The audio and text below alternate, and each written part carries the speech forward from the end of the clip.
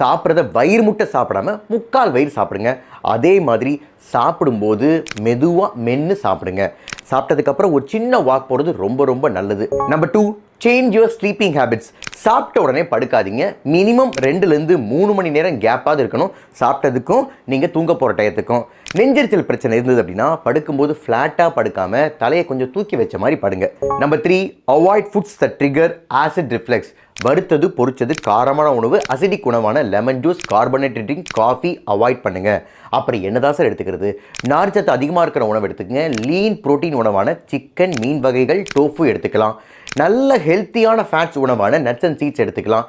பழங்கள் எடுத்துக்கணும் அப்படின்னா வாழைப்பழம், பப்பாளி, கொய்யா ரொம்ப நல்லது. Number 4, quit smoking and alcohol. இதில் இருக்கிற கெமிக்கல்ஸ் வயிற்றுப்பகுதியில் ஆசிடை அதிகமாக உருவாக்குறது மட்டும் இல்லாமல் வயிற்றுப்பகுதிக்கும் உணவு குழாய்க்கும் நடுவில் இருக்கிற கேட்டை ரிலாக்ஸ் பண்ணிடுது. அதனால் இந்த 2 பழக்கங்களும் கூடவே கூடாது.